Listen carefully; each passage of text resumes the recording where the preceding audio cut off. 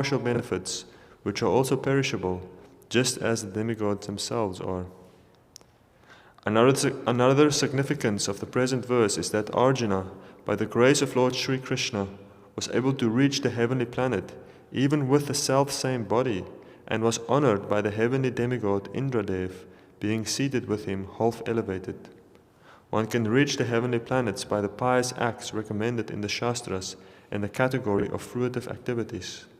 And as stated in the Bhagavad Gita, when the reactions of such pious acts are spent, performed virtues, and only persons who have performed virtues only, performing sacrifices, giving charity, and undergoing severe austerities, can be allowed to enter into the heavenly planets after the duration of life of the body. Arjuna was allowed to enter into the heavenly planets in the self-same body simply by the grace of the Lord. Otherwise, it is not possible to do so. The present attempts to enter into the heavenly planets by the modern scientists will certainly prove futile, because such scientists are not on the level of Arjuna. They are ordinary human beings, without any assets of sacrifice, charity, or austerities. The material body is influenced by the three modes of material nature, namely goodness, passion, and ignorance. The present population is more or less influenced by the modes of passion and ignorance, and the symptoms for such influence are exhibited in their becoming very lusty and greedy. Such degraded fellows can hardly approach the higher planetary systems. Above the heavenly planets, there are many other planets also, which only those who are influenced by goodness can reach. In heavenly and other planets within this universe, the inhabitants are all highly intelligent, many more times than the human beings, and they are all pious in the higher and highest mode of goodness. They are all devotees of the Lord, and although their goodness is not unadulterated, they still they are known as demigods, possessing the maximum amount of good qualities possible within this material world. Om Jnana-timirandasya Gyananjana Shalakaya Chakshurun Militam Yena Tasmai Shri Guruve Namaha Shri Chaitanya Manobhishtam Stapitam Yena Bhutale Swayam Rupa Gadamayam Dadati Swapadantikam Vandeham Shri Guru Shri Yuta Padakamalam Shri Gurun Vaishnavangscha Shri Rupam Sagrajatam Sahagana Raghunatanvitam Tam Sajivam Sadvaitam Savadhutam Parijana Sahitam Krishna Chaitanya Devam Shri Radha Krishna Padam Sahagana Lalita Shri Vishakanvitangscha He Krishna Karuna Sindhu Dinabandhu Jagatpate Gopesha Gopika Kanta Radha Kanta Namostute Tapta Kanchana Gaurange Radhe Vrindavanishvare Vrishabhanu Sutta Devi Pranamami Hari Priye Vansha Kalpatarubhyascha Kripa Sindhubhya Evacha Patitanam Pavanebhyo Vaishnavebhyo Namo Namaha Jai Shri Krishna Chaitanya Prabhu Nityananda Shri Advaita Gadadhara Shrivasari Gaura Bhakta Vrinda Hare Krishna, Krishna Krishna, Hare Hare, Hare Rama, Rama Rama, Hare Hare. It was by his influence only that in a fight I was able to astonish the personality of God, Lord Shiva, and his wife, the daughter of the Mount Himalaya. Thus he became pleased with me and awarded me his own weapon. Other demigods also delivered their respective weapons to me, and in addition I was able to reach the heavenly planets in this present body and was allowed a half-elevated seat. So here Arjuna is referring to an incident where, after he had burned down the Kandava forest, soon after that Lord Indra had appeared to him, and it was made clear to him that he should prepare for the battle of Kurukshetra by performing severe austerities and penances to please the various demigods, in one sense, to obtain weapons from them. Krishna also agreed that that is a good idea. So he set off to a certain forest to perform his austerities, and there a few things happened. He was tried to be seduced by some heavenly damsels, but he he kept his cool. And then at a certain point, as he was performing his meditation, there was a wild boar who came to disturb him. That's what happens if you're in the forest and you're doing meditation. Sometimes there's some animals come and they cause some difficulty. So a wild boar is actually a very dangerous thing. In Africa at least, they kill quite a few people every year. So it's like a pig, but it's a pig with big teeth and it's very aggressive. So they are quite dangerous creatures. So this boar attacked him, and then Arjuna shot the boar, but just as he shot him, the boar was shot by someone else also, just at the same moment. And then there emerged this Nisheda, this hunter. He emerged from the forest. And then he said that he shot the boar first. And then a big fight arose between the two of them, between this hunter and between Arjuna. And they started to seriously battle. And in some tales it explained how this hunter he shot, he broke Arjuna's bow. And then Arjuna hit him with the broken bow. And then this hunter kicked him that he was flying through the air. And then Arjuna understood this person is not normal. And then it was revealed, actually this is Lord Shiva. But Lord Shiva was very pleased by the power with which Arjuna fought. And then he told him that I will give you my weapon, the Pashupata Astra, which was then given to Arjuna, a very powerful weapon. And even there's a specific deity today, you can go see this Lord Mahadev. This Lord Mahadeva fought against Arjuna, and there's a mark on it's a lingam, Shiva lingam, and there's a mark on the lingam, and it's explained that that's where Arjuna hit him. So you can go there, you should go there one day and go take a look, ask Lord Shiva's blessings. So it is interesting how then Arjuna, he prepared for this battle, he prepared for this war, and by performing his austerities, by getting the blessings of the various great personalities, and they all bestowed upon him these valuable things. And then when the battle broke out, then at certain critical moments of this battle, when it seemed like all would be lost, it is then that these weapons, these special boons that he received, that they started to bear fruit. Now similarly for the life of the devotee, we also have to understand that Lord Rupa Goswami explains how patience is a very important part in spiritual life. Because in one sense what we are trying to do is, as we go back to Godhead, there will be a few critical moments on our path, a few serious moments where you have to be able to really decide for Krishna. Ultimately, the end of life is that moment.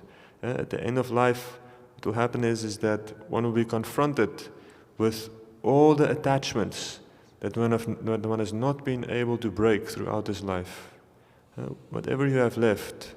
Like now, for example, you see in spiritual life, there's certain things that you don't give attention to it now because, life is still long, there's still many things to do, but they're still there. So we keep them, we put them on ice.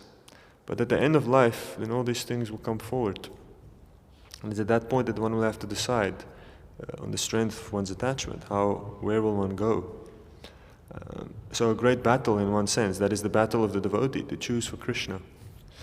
But we see also, just like as in Arjuna's case, it's not a battle that is simply fought overnight. It is something that he prepared for. And how did he prepare for it? Well, he prepared for it by his penances, his austerities, his charities, and to obtain the blessings of great sages. So similarly also the devotee. In our services, we are ultimately devotional service is always something that is done under the guidance. One tries to serve Krishna, but how do you serve Krishna? By finding a devotee and serving that devotee and helping that devotee. And then what happens is as you assist that devotee, which will require some penance, it's a fact, that is a fact. Because to do anything in this world is not easy. And the devotee of Krishna, he will ask us, you have to help me do something in this world. And then you say, yes, Swamiji, yes Maharaj, I will help you. And then you try to help, and then you realize so many things will come up in this attempt to help the spiritual master, to help the senior devotees. So many difficulties will arise in this service. And that then one starts to perform one's austerities. That is the austerities that are there with their prayers, or sometimes with their instructions. There's certain moments in our life when it's really, you see this, the great sages, it is explained how the Lord, He is ultimately hidden within the heart of the great devotees. But it is not so easy to share your heart with anyone. Even now, we are all good friends. We're all here, we all know one another quite well. But how much of our heart is it that we really share with others? Not easily. We don't share it so easily. So that is ultimately what happens. If one can please the pure devotee, the great devotees, then they will reveal some of their heart towards us. And that then becomes our weapons. There's these experiences that can be very transformative. And what they do is it gives us great faith. It can give us great faith in the power of devotional service and in the reality of Krishna. Because it is ultimately faith that is the determining factor, that determines where we place our hope, and everything else flows from that. So that is also part of spiritual life, that we are preparing now. Just like in the Mahabharata, Arjuna spent many years in preparation before this Kurukshetra war. Many years they were in the forest, many things they were doing, and Krishna was guiding him all along, making sure that over the course of many years, he was picking up so many important things, that then later, in that 18-day period, when it was an intense war, and later all these things came out, all these things. Then they all became relevant. The weapons at the right time, the boons at the right time, then it all fell into place. And that also Krishna will do with us. How these, I remember there's, for example, one of Prabhupada's disciples, Burijan Prabhu. A very great teacher. In one sense, one of the first devotees that really got into teaching scripture in a deep way. Like really, he was one of the first systematic educators within ISKCON and rendered a great contribution. And even now, they do these wonderful retreats at Govardhan every year. You ever been to one of those? No. Very nice. They do this retreat every year at Govardhan, him and Sachinandana Swami. And they even have they're also building now a retreat center for the devotees. Just a place where you can actually sit right close to Govardhan and just practice retreat, have that deep experience. So a devotee has really spent his life studying Prabhupada's books, but he has a very nice book called My Glorious Master. Ever read it? It's a biography that he has about his time with Prabhupada and the different experiences that he went through. But there's this one point where he was in Mayapur when Prabhupada was also there. But he was staying quite separate. He was staying somewhere by himself. And every day he was chanting 108 rounds. He was chanting 108 rounds every day. And he would go to hear Prabhupada every day. So every day he would just sit and he would just try to hear, like really try to hear Prabhupada. And he said that he's never in his life heard like that, because he was just like very focused, very serious. And at that point you can just really hear what Prabhupada is saying. So we can understand that moment that happened somewhere in 1974, it changed him. So it changed him, and he from that got something that he carried throughout his whole life. So that is also how devotional service works. These experiences that change us, but we have to also work for it. We have to ourselves, when the opportunity comes, one has to take it. Because you also could have just gone to Mayapur and just eaten pizza and taken it easy, go for a swim, and sleep until 9 o'clock. You could have also done that at the same point. So Krishna sets up an opportunity for us, and then it is up to the devotee to really make use of the opportunity. And in that way, that is really how we gain this spiritual strength to be able to, then later when the war happens, then things fall into place. So these, quite a few of these heavenly weapons that Arjuna received, it was a big part of the war.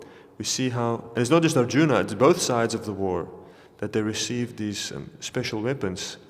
And it was interesting when you read the descriptions, like this Pashupastra is described as a massive arrow that was 3 cubits and 4 feet long.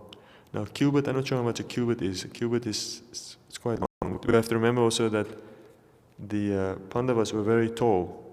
They were at that time, they were quite a few meters tall. At that time, the human beings were much bigger.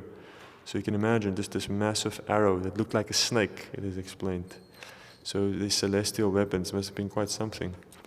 And we see that it took quite some arrangement by Krishna also to sometimes protect Arjuna from the weapons of others. There's this one instance where Karna, he had also received a special weapon, a Shakti weapon, in the form of a dart from Lord Indra. Because when Lord Indra came to him and asked him for a boon, then he asked him for his armor. So Karna was very interesting because he was born with natural armor. Somehow it was just naturally part of his body. And then Indra, he came to ask for that armor. He asked him, he came as a Brahmana and he said he wanted charity. And then Karna said, yes, I will give you anything.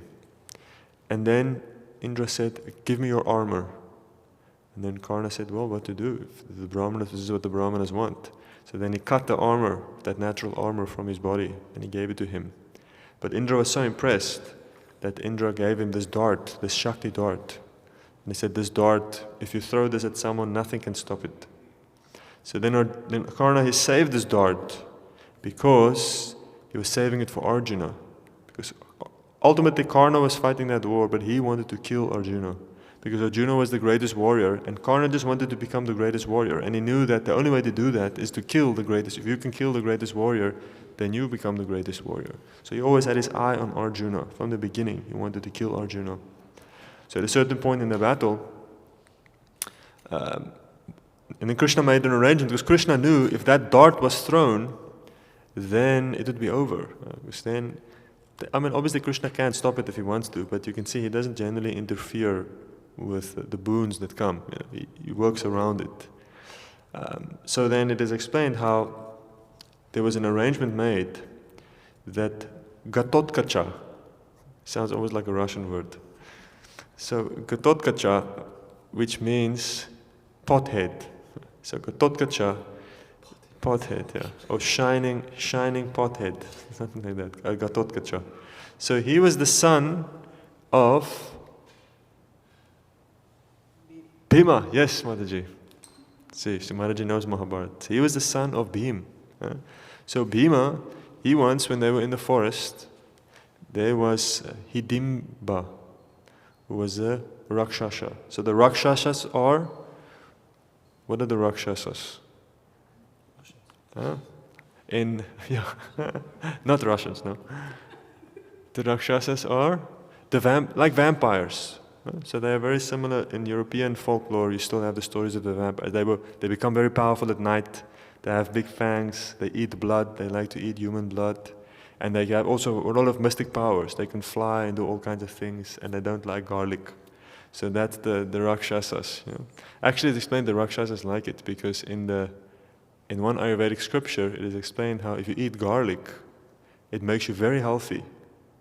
What it does, garlic does, it opens up your veins. It opens up your veins, so your blood flow becomes very strong. So it's very good for your health. But you become a Rakshasa because your sexual desire and your material desire is also greatly stimulated because it opens all these channels and then the blood flows everywhere. So then garlic is very dangerous. So you become a Rakshasa if you eat too much garlic. So I don't know where the Europeans got it a little wrong. That is the problem. It's a reverse psychology. It's a reverse psychology, yeah. They want you to eat the garlic. So then this Bhima, he ended up, there's this Rakshasa, and then his sister came, Hidimbi, and then she fell in love with Bhima because he was just so beautiful, so strong, so big.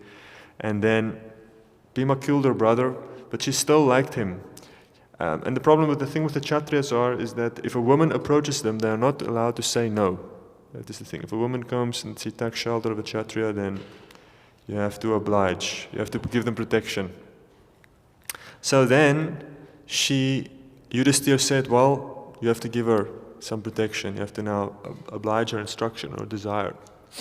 So then Bhima, he went on a honeymoon with Hidimbi. So he gave her 1 year. So for 1 year, she changed her form into a very nice form, and then they were flying all over the world and went on a nice experience. And then after that year, she got a son. So she got a son. He gave her a son named Katotkacha. And he was very interesting. He was completely bald, and he had these big teeth, and he had the red coppery hair, like a beard. And he was half Rakshasa, half human. But he was very powerful. He was a very powerful creature. And then he also told his father that whenever you need me, you can just call me and I will appear. So then later when the Kurukshetra battle happened, then Ghatotkacha appeared. And it is explained his chariot was completely black. And it was decorated with all these human skulls. And it was quite something, You hear the description of this chariot. And Ghatotkacha was also there, and he was very big. And he also brought his whole group of Rakshasas. They were fighting on the side of the Pandavas. So, There was another one from the other side also. yes, there was Rakshasas on both sides, definitely. So the Rakshasas on either side. And then what was happening is, one night they were fighting. But the Rakshasas, the thing is, when it becomes dark, they become powerful. So you get people also like that. When it becomes dark, then somehow they become very active. I have one friend who is like that. He's completely different. Like if you would hang out with him, he's very nice and sweet. But there's a certain point, like after 10 o'clock at night, his eyes become like very shiny. And he just has this ability, then he becomes alive. And his sense of humor changes, everything changes, so people are interesting how the time influences us. So these Rakshasas, when it becomes night, they become very, very powerful. So usually in this Kurukshetra war, the rules of war were that you fought when the sun rises, the war starts, the conches blow, and when the sun sets, the war stops. So when we read about religious war, like we sometimes say, yeah, it was a religious war, and then we think, oh, it's like the Muslims against the Christians or whatever. No, that's not what it meant. The religious war means it is a war fought on the religious principles. That's what it means. It's the rules of war are followed by both parties. Then it becomes a religious war, a dharmic war. So then there's fighting, but then there's no sin. Nobody is performing any sin, even though there's death and murder on each side. But there will just be pious result. They will actually go to the heavenly planets. If it is a religious war, if it is fought according to the rules of Dharma. So religious war for us, we think then it's one religion trying to exterminate another religion and then everything is okay. But that is not exactly what religious war means.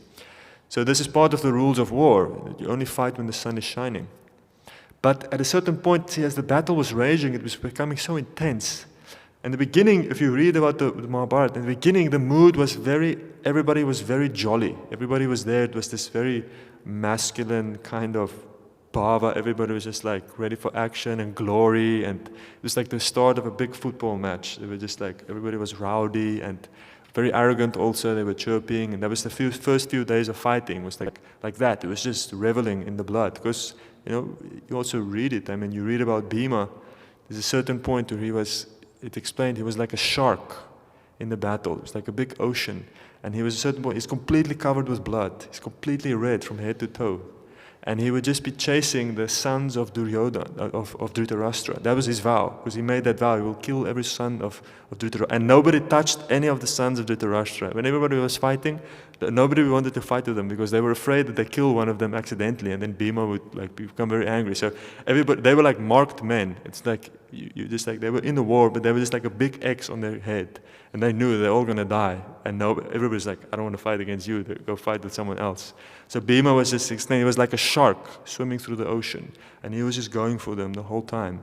And it was explained that even his own warriors, they would run away when they see him. They would completely, because he was just completely red. And even his eyes were red. So it was the beginning of the battle was it was very intense. But later what happened is that they became tired. Even the Kshatriyas. That's one of the lessons that come out of the Mahabharata, is that how the horrors of war, even if it is fought properly, whatever it is not ultimately a good thing. And even the Kshatriyas themselves, they became just tired, this ceaseless killing. You also read in modern war, you sometimes you see the same thing. At a certain point, so much death, God, it just becomes exasperating, this constant death, which is the business of war. At a certain point, any human being, it just becomes too much. So the Kshatriyas also, they wanted the war to end. So one night, even though the sun set, they just all continued fighting. They just wanted the war to end. They just continued fighting into the night. So the war raged on right into the night. But then, what happened is then obviously it's very different. And these Rakshasas, they just went berserk. they became very powerful. So Ghatotkach and his men, Ghatotkach then, he just basically came forward and he just started to slaughter. He just started to go mad, slaughtering all these troops. And they all realized that he's going to consume the whole army. He's going to eat the whole army. This being is just completely out of control. So then they told Karna, kill him, you have to kill him. And Karna had this dart, this Shakti dart, but he was saving that dart for Arjuna, because this was he had to save this dart. So then he didn't know, but he could see that this Ghatotkach is going to slaughter everyone. The war will be over, and then how will I fight Arjuna? So then he decided, okay, he's going to throw this dart. So then he took the dart, threw his mantras, and then he threw it at Ghatotkach. But just as he was about to throw it, it was very interesting, is that Arjuna saw what was happening.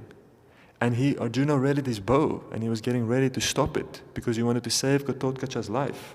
Because Ghatotkach is the son of Bhima, and he was on their side. But as he was laying aim, Krishna stopped him. Krishna said no. Krishna stopped him. He just grabbed his hand, he stopped him.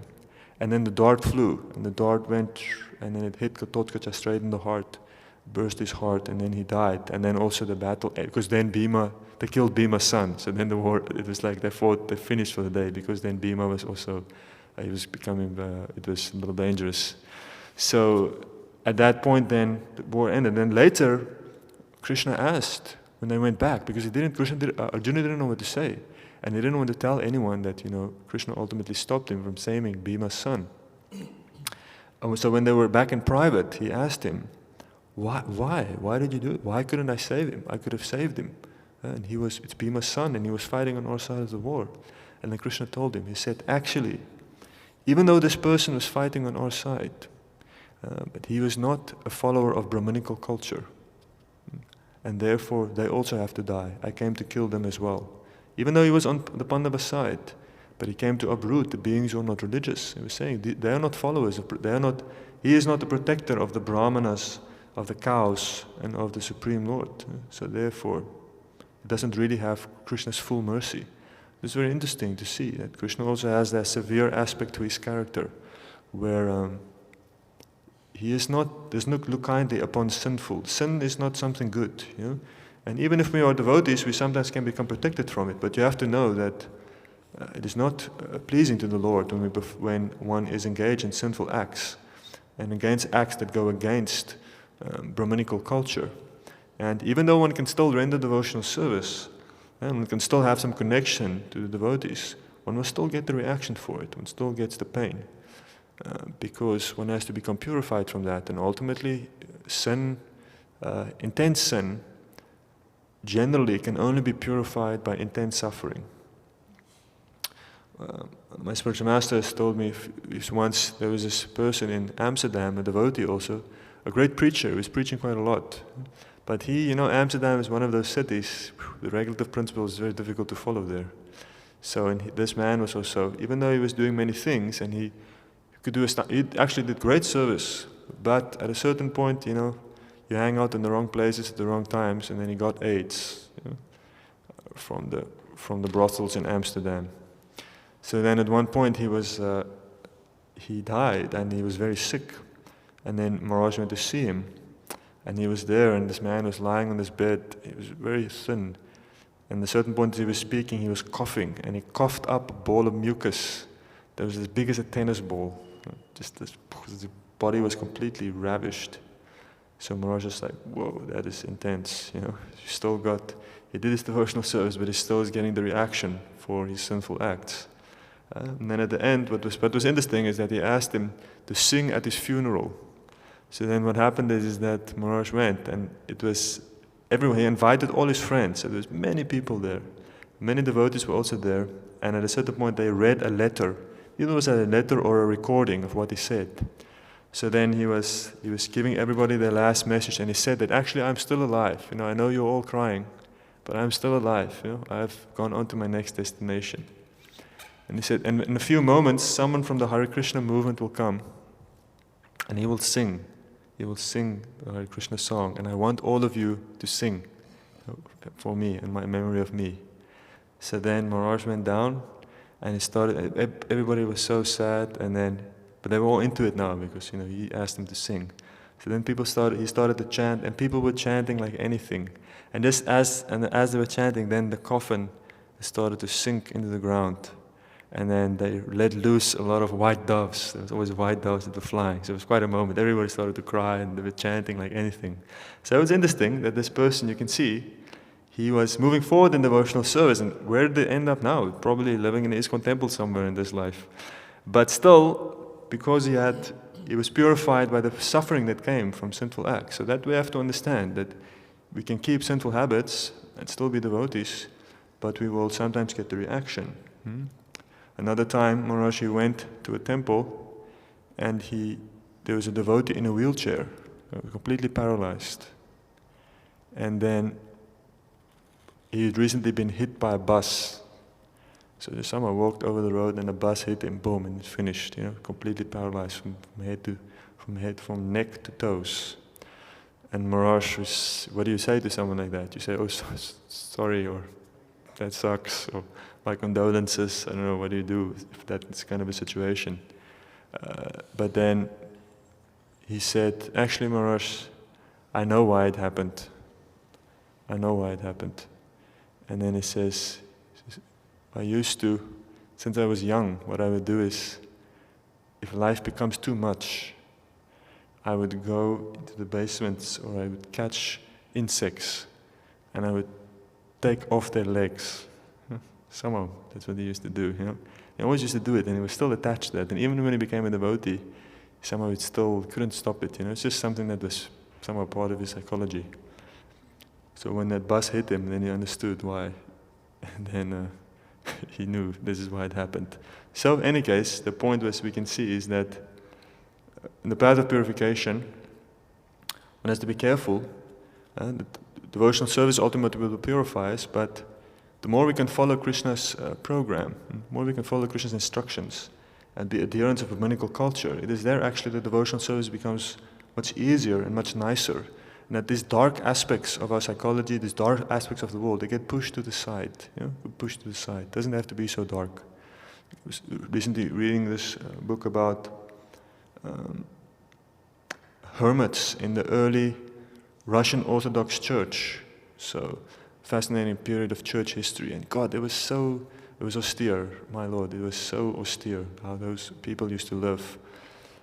But you see, what was interesting is it was so torturous for them, celibacy and that style of life, because they were still drinking and eating meat. It was just so interesting to see. I mean, I can imagine that if you would eat meat and drink alcohol and at the same time try to be celibate, it must be so painful. Imagine how painful it must be, because these things incite so much passion and ignorance within the body, and then you're trying to curb that passion and ignorance. So it is so painful. So that's why you see, when you read, oftentimes when you read about that era of Christian history, or you can see those who do it, but it is with great struggle and great pain and great self-torture that they ultimately are able to do it, because they still have this connection with Tamagun and Rajagun, with this bad culture, and it becomes very difficult to be a devotee. But then you see, as one moves into the mode of goodness, if one is more, becomes aligned with the mode of, then it becomes very easy. It doesn't have to be such a torturous affair. And that's what you see when you look at Brahmanical culture, like in India. You meet these just normal Brahmana people then they follow a very pure lifestyle. But it's very easy. It's not like they don't have this internal, it's just like, they're just very easy, very satisfied, little plump and happy, and they just sort of sit somewhere in a temple and just, they're like very nice, sweet people, sweet, like Bengalis, There's like these sweet sort of people. They just want to sing and eat food fried in ghee, and then, very peaceful. So we see, interesting how, as one becomes pious, then the restrictions of the devotional service are not so difficult. So that's why we see, Krishna is an adherent of Brahmanical culture. And it is ultimately not really meant to be such a difficult thing, to abide by Krishna's instructions. And the more we become purified, actually the more easier it becomes. And then we see it in our movement, what is at the forefront is not the struggle or the torture of whatever it is, the difficulty, but it is the ecstasy that arises from trying to serve Krishna, and the happiness that comes, the happiness that is shared amongst the devotees.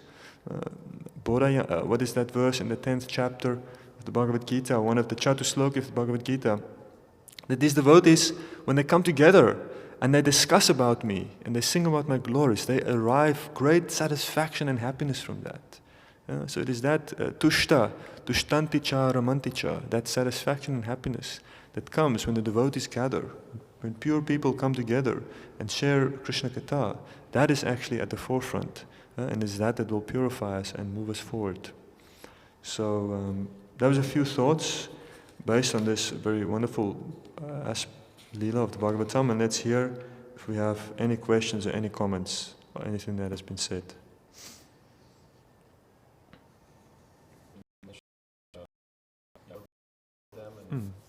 Like that there are like even books compiled of the stories of these monks that lived in a solitude. They call it sea monks, like this special way that the monk goes and he just lives. Cenobites. Yeah, probably. And how they like fight demons. Like the demons are attacking them, like are torturing them, and they're fighting them. And everything. And like in general, like Christianity is kind of morbid. It has this kind of morbid aspect, which is kind of has always been off-putting, like to me personally, at least. And then you hear these stories of like there was this like fortress, like this big place when there were a lot of Christian monks in Russia, and there was this one guy who actually went and became like some religion minister, and he led some sort of reformation, so they stopped doing what do you call this? Whatever that thing. Yeah, the sign that. What do you call that? Huh? Yeah, the sign that the Christians do with the the 2 fingers they were doing, and he changed it to 3 fingers, and there were some other minor corrections, and because of that, he actually led like a pile of soldiers and just basically just killed them all. They laid a siege to that place, and then they just basically, there was a traitor who opened the doors, and like, it's just like really. Well, that's violence. That's when there is. Now that you mentioned that, this connection, to Raja and Tamagun, that makes perfect sense. So it doesn't have the spiritual life doesn't have to be like this. So only out of ignorance that is happening, and just because but still, right, there are some ways and like path for people in those modes of nature. So that you mentioned the torture, so people that are persevering through this torture. But actually, there are some places, and I don't know about that time, but now there are places like in Greece, there is this Mount Athos. There. My friend went there. He said that they are vegetarian, mostly. Mostly like maybe some eat fish. Fish, no meat, no killing. They don't have any slaughterhouses. So they also keep. At a certain point, you realize, it makes it a little easier. Any other questions? Okay, Grantaraj Srimad Bhagavatam ki, Srila Prabhupada ki, Nitai Go Premanande.